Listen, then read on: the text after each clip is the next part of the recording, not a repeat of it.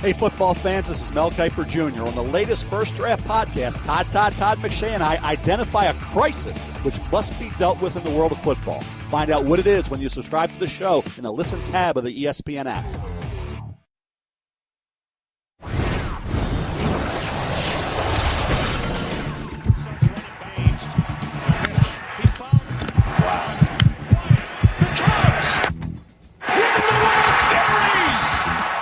There are no words. Plaschke, Kalishaw, Fagan, McMullen on the inconceivable right now. It's Around the Horn, the show of competitive banter. Here's Tony Reale. Here's the 0-1. This is going to be a tough play. Bryant, the Cubs win the World Series! Chris Bryant's face as he fielded this ball. How great is that? How do you even begin to describe what this life is now that the Chicago Cubs are World Series champions? How do you even begin to describe what this game was? Let's start here, Bill Plaschke. Was this the best ever game with the best ever ending in the biggest story in baseball ever? The greatest game ever. The greatest game I've ever seen. 25 years after the 91 Game 7 in the World Series, Twins and Braves. I thought that was the best game. This was better. This was the greatest. It had everything from the fourth pitch at home run, to the last ball which Rizzo put in his back pocket. It was incredible. It had everything. It had extra innings. It had rain delays. It had managerial stuff. It had a comeback home run. It had history. Also, it had two curses fighting each other, and the rain comes down. It was unbelievable. It was and it had more than anything. It had Anthony Rizzo during the game mic'd up saying he was an emotional wreck. A player saying he's an emotional wreck during the game. Speaking for all the fans out there, this was the greatest game considering the stakes and the timing and how it was played out. The best baseball game ever. Tim, did Bill convince you? Yeah, he did. I mean, despite all the imperfections of the game itself, it was a perfect game. It was a perfect finish. I will always think about that last shot we showed of Bryant laughing, smiling, really giggling like a kid, and Baez and Russell are just jumping behind him, and it looks like they're just going up and up, leaping for joy. And that had to be how Cubs fans felt everywhere. Just an incredible night. They have the game won. They let the Indians come back, of course. It couldn't be easy. It wasn't easy. It had to go to extra innings. It had a rain delay. It had everything you could possibly want. Kate Fagan? One of the best things about sports is that we all get to live vicariously through these amazing moments. And so, here I am last night, and here we all are. I'm assuming we're all so nervous for a game. Probably some of us that don't have a specific team we're rooting for. We don't know anybody in this game. I'm texting my best friend who has a newborn, and she's up at midnight watching it as well. And what I loved about this game so much is that, yes, we're sitting here as fans, and we're nervous, and we're used to watching sports games and figuring out that maybe the humans who are playing them are kind of superhuman and not feeling the moment. The Cubs were feeling this moment, and they even said it afterward. They were talking about how they had to keep their composure when they're walking to the place. You get to watch Rizzo throughout the game kind of saddling up to a teammate and being like, oh, my God, guys, can you believe this? And so for the Cubs even to allow us into that moment so much and feel what they felt, it was one of the best 4 hours and 50 minutes of sports that I've ever watched. It was long, especially if you're on the East Coast. Jackie Mack, you witnessed one of the greatest sports stories of all time when the Red Sox won their first World Series a decade and a half ago. How does this compare to you?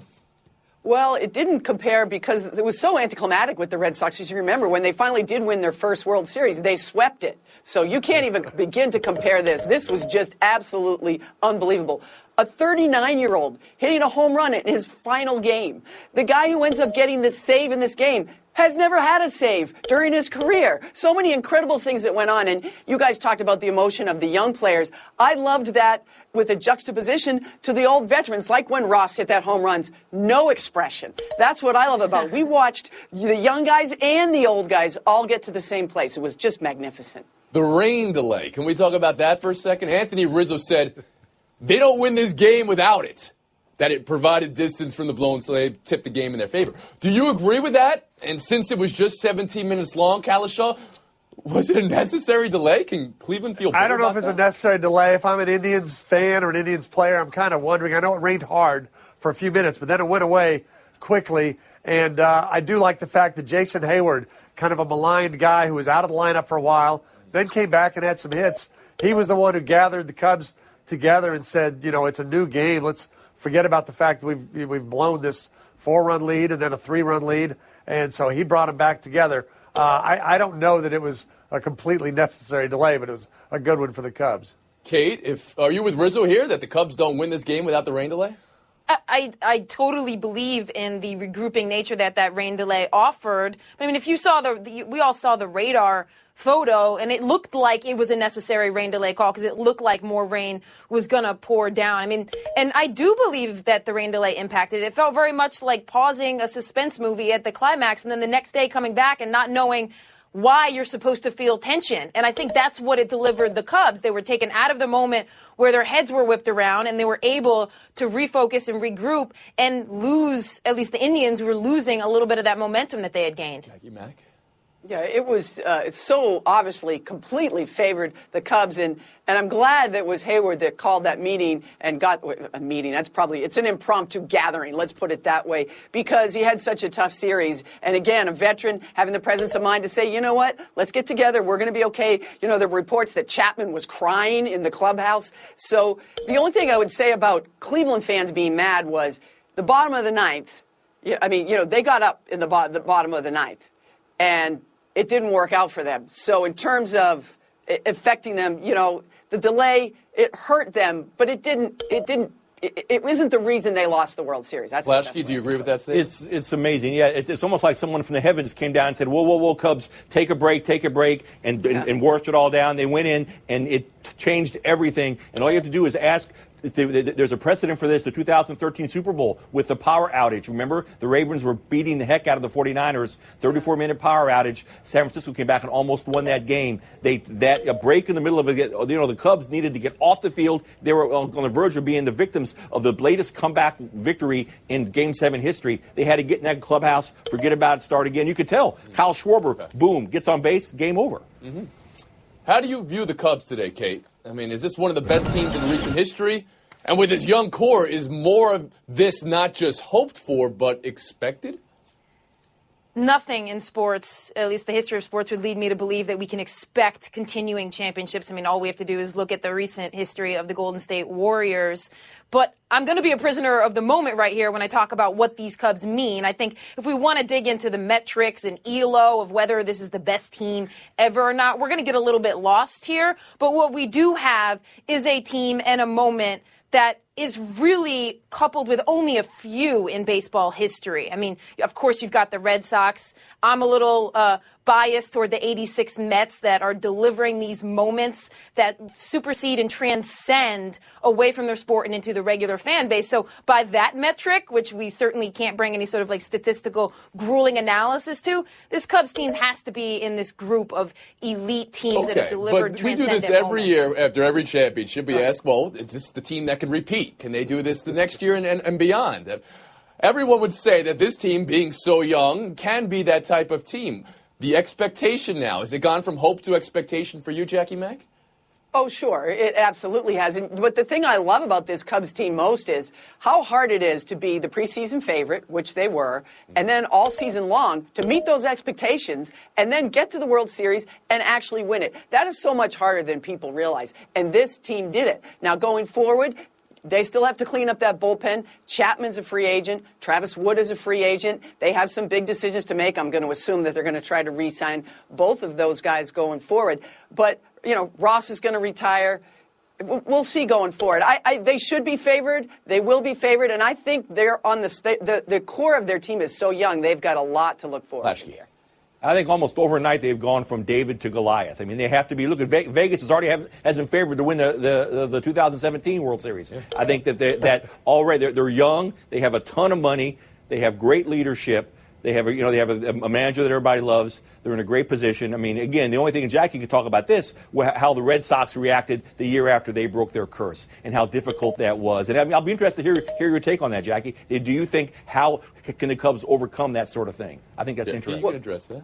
Yeah, it is. It's a little bit of a letdown. And if you remember, the Red Sox ended up turning over their roster. They did win a World Series 3 years later, but a lot of the so-called band of idiots were gone. Yeah, so it's a good and fair question. Bill, you brought up manager Joe Madden. There was the moment last night. Aroldis Chapman, who won Game 7, by the way, but he lets up the Davis home run. He's blown the lead in the 8th inning, and this is, of course, Madden pitching him the night before, throwing so many innings. It's kind of a footnote now because you have the title, but when it happened, Bill, how close did Madden come to blowing this game? Oh, again, he was a great manager all year. He was on the verge of being a go to this game. Kyle Hendricks should still be pitching right now. Kyle Hendricks should never have been taken out of that game. He brought in Chapman. Yes, everybody was saying, what are you doing? He early in the series, he didn't have enough urgency. In the end of the series, he had too much urgency. And then once Chapman got in there, he wouldn't take him out. It's like he forgot he had anybody else in the bullpen. So I think Madden really escaped this game. Tim, were you thinking that Madden was blowing it in the moment? Absolutely. And, he was the guy who got him here in so many ways. But the Cubs had one great advantage last night, and they had one terrific pitcher who was pitching on normal rest. The Indians didn't have any of those. Kluber wasn't. Miller was so overworked. He pitched 19 innings in the in the postseason. So they didn't have anything like that. Hendricks is winning 5-1. The Indians really aren't hitting those little change-ups that are, darting in and out of the strike zone. They were not going to come back. And he brings in Lester to bounce pitches, and then, the whole thing with Chapman blows up. But it's all a footnote, right? Right? Now it doesn't matter. I mean, they won. When they make the movie, John Slattery will play him in the movie, and then that'll be it. That's it. Let's focus on Cleveland here. 1-3-1 lead blown one way, 1-3-1 lead blown the other way in sports for them this year. Now the longest drought in the game, and it's another all-time loss, another Game 7 loss for Cleveland. How should fans feel today, Kate? I would hope that they would focus on the fact that from the NBA to Major League Baseball, the best part of being sports fans is being involved in as many of the key moments as possible. And that's what Cleveland's had. I mean, talking about 2 series with 7 games. And so you've gotten the excitement of every inch of the postseason. And of course, you wanted that ring and you got one and you missed out on the other, but you were in the moment. Jackie, blowing 3-1 in this case after coming back from 3-1 in basketball, how should they process that? See, I don't feel like they blew a 3-1 lead, Tony, because you could argue they didn't even belong here in the first place. They had 2 of their pitchers, Salazar and Carrasco, gone most of the year. All the injuries they had, Brantley was done before he even started. I thought Tito Francona was brilliant in this series. They just literally ran out of players and gas. So I don't look at it as a blown series at all. If I'm a Cleveland Indians fan, I'm really excited about next year. Okay, sure. 2 World Series wins in a row for Ben Zobrist. He did it with the Royals and Cubs. Has there ever been a more ludicrous statement? Was that the right call for MVP, Plashke? Yes, 0-2, shortens his swing, gets the biggest hit of the series and the biggest moment of the series, plus what he'd done before that. He's just the guy's a winner, and this just shows, forget all these stats. Sometimes you got to sign guys because they're winners. This guy was the biggest winner of all. Kalishaw, Zobrist, right call for MVP?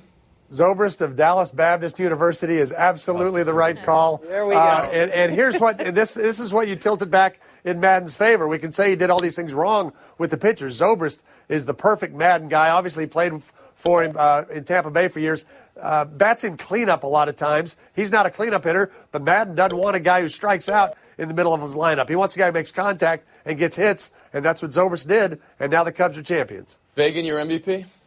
Zobrist. McMullen?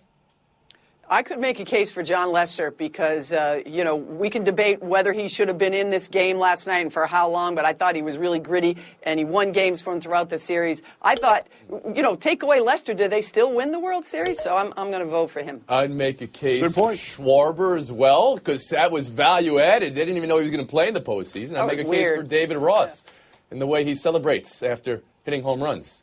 We don't need to talk about that. The 2 World Series wins now for Theo Epstein. Let's talk about that, Jackie. This is, of course, the Red Sox and Cubs. Has there ever been a more ludicrous statement than that? A man has won 2 World Series with the Red Sox and Cubs. Should the Hall of Fame just dedicate a wing to him? Well, he definitely belongs in the Hall of Fame. And, some of the criticism when he left town in Boston was, well, he inherited all those players from Dan Duquette. And I always point out, don't forget, he had enough guts to trade Nomar Garciaparra, and that turned that team around. This team was all his. He had to go through some lean years to get there, but he built it from the bottom up. He absolutely is a first ballot Hall of Famer. Guy's a great executive, but don't forget when he got to Chicago, he had the ability to basically tank 2 seasons. They won fewer than 70 games for his first 2 years there, while he was able to build up the draft choices and get the Chris Bryants and the Schwarbers and those kind of guys. So other GMs in bigger markets, in more competitive markets, wouldn't have to do that. He was able to do that. I remember when the Red Sox won, there was a real sentiment of "We forgive you, Bill Buckner." And I thought that was baloney because it should be Buckner who should be deciding whether he forgives people and for the way they treat him. Did you find yourself thinking of Steve Bartman last night, Tim Kalisha, at all? A little bit more through the series than just this one night, more getting to the World Series. But now, yeah, afterwards, and I've always hated that story. I've always thought that was way too overblown, having somebody's life pretty much torn apart by that. So, yeah, I hope in some way he's feeling better, and I hope everybody by now has forgiven him. Mm-hmm. Something Adonde said last week struck me when we were watching all those reaction shots that we see of the fans, all the gray hairs, what their life must be like now. Your identity, if you're 50 or 60 or 70 years old, has always been one thing, the lovable loser. How great must it be to learn how to be the hateable winner? We're going to have to find a hateable winner for this show. We got about 2 minutes for everything else. Real quick, Bill Plaschke, did you think you were in the clear after saying it's over for the Cubs 2 weeks ago? You are not in the clear. Boom! Minus 108.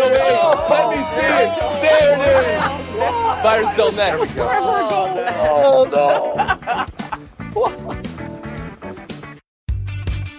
Hi, this is Reese Waters on the latest Off Center, Tom Arnold on what it's like to be in every black movie. Why the team you root for determines the person you are, kicking Uber game, and debunking the chicken stereotype.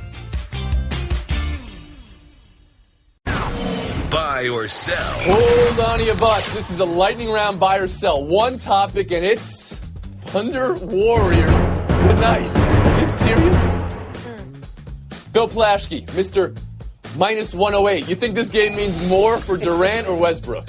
The Mays Biscuit off the greatest baseball game ever, and then we have this less than 24 hours later. This is bigger for Durant. It'll be Westbrook's time when they play in OKC in February, but now Durant in front of the home fans needs to show them that, yes, he made the right decision. This is about Durant, not Westbrook.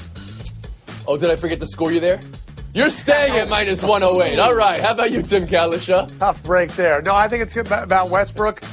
This is his chance to show we are not dead without you. They may not win tonight. It's at Golden State, but they're 4-0. They've come out of the gate playing well. He's playing out of his mind with triple-doubles all the time. And he can put on his show and show I can do this freely now, and we're still going to be good. Dave Fagan? It's about Westbrook. He's been playing like a man spurned. And when you're the guy who's spurned and you're running into the person who spurned you, guess who cares more? Guess who has more invested that they look good and that they play good? Westbrook in this case. Jackie Mack. I think it's all about Kevin Durant. He's going back there. He's going to pretend like this is no big deal, that I'm a team guy. It's all fine. He's going to try to make good like Ray Allen did when he left the Celtics, and half the guys probably won't shake his hands like they wouldn't do to Ray Allen when he left. And so it's all the pressure's on Durant here. Westbrook's just cruising along. It's house money. Who do you think has the bigger game? Just numbers across the board, Jackie. Oh, well, it'll be Westbrook just by design because he has to do more for his team. Right. Kate, over under a triple-double for Russell Westbrook. I mean, I think there's like an 80% chance that he has a triple-double at this point. And who you got tonight, Kalisha? It's going to be a wide-open game. He'll get his triple-double tonight for sure. Okay. I'm not asking Bill Plaschke. Why don't you ask me? I'm right here. Sticking at minus 108. Hello. This lightning bolt, we're going to keep this for all time. And this is, for the record, the third lowest score all time in Around the Horn history. Jackie, you remember the lowest? Third? Yeah, I have a vague recollection. Yeah, you were minus 500 when you said Doc Rivers would never leave the Celtics and he went to the Clippers. Yeah. So that is something like that. Yeah. Kalisha, you're going as well. We're going ladies' night showdown next. Hey everybody, Scott Burnside, ESPN.com here on the latest edition of Hockey Today, the podcast. We hear from New Jersey Devils Captain Andy Green, talking about the Devils' surprising start, and Milan Lucic of the Edmonton Oilers joins us. Joe Person, Charlotte Observer, Cam Newton chopped it up with Commissioner Goodell over Slam-A-Cam. It was a great discussion we're hearing. Kate Fagan, do you think Cam gets a few calls Sunday at the Rams? I do. I think the power of suggestion. I mean, he's lobbying not to gain an advantage, but he's lobbying to shore up a disadvantage. And I think that everybody's going to notice that and give him some calls this weekend. There's absolutely no doubt that he has gotten some hits that should have been called. Example, the game last week, which the league admitted turned out to be the wrong call. There's no question that they're going to put that into his mind, just like Phil Jackson used to do. Right. This works everywhere, except for here. Mutes for both of you for trying to get points. We're moving on. Tom Brady saying, even I could be traded. True or false, Jackie? Absolutely true. Bill Belichick, it's all about business. He puts the personal stuff aside. And remember who Tom Brady's hero is, Joe Montana. He even got traded. I think it's false, but not because I believe in the nostalgia that Bill Belichick might possess for Tom Brady, but just because I think the variables aren't going to line up that Tom Brady's going to actually be exposed to that kind of treatment. I agree with Kate, not with you, Jackie. Absolutely false. This isn't happening. We're moving on. Number 6, Maryland women's basketball comes back to beat Division II team by 129. Look at that headline. Coach Freeze called it a good tune-up. Kate, what do you call 146-17? Look, I actually call this mutually beneficial. There were a couple teams that I really wanted to play when I was playing college hoops that I would have taken any kind of beating to play on their court, like UConn, like Tennessee. So maybe for Bluefield, it was that kind of moment for them. Geez, not UNH, Kate? You didn't want to play us? No, Bluefield State. You know what I call this? I call it a solid. These coaches are friends. It's a chance for them to get to play at Cole. I think that's where they played, and they got to be part of it. It doesn't matter what the score is. This is a teachable moment for those Division II kids. Xfinity Stadium, Xfinity Center, I should say. There's no more Cole. Yeah, I know, right? Yeah, I'm living in the past. Living in the past. We just passed the Bechdel test. Feeling pretty good about that. Yeah. Ladies. Well done. Kate Fagan, FaceTime going your way. All right, Cubs fans, let us marvel in the predictive power of Back to the Future, predicting 1 year off that your Cubs would win the title. All right, but it also predicted the hoverboard, the Nikes, which were released this year. We missed up on like the DeLorean. We also got the screen where you could talk to somebody. Okay, so Back to the Future was on point, except for one thing. You know those little mini pizzas? They're like the little mini pizza that became the big pizza? Okay, I'm still waiting for that. But I mean, Cubs, congratulations. You know what? I'll say this. Maybe the 94 series threw off the space-time continuum, right? And maybe they were actually right with the year. Space-time continuum. We're on a 23.5-hour break. PTI's next, and Mike Wilbon is celebrating a series. Oregon brings an offense averaging over 40 points per game into the Coliseum to face the red-hot USC Trojans. Coverage begins Saturday at 6:30 Eastern on ESPN Radio. Presented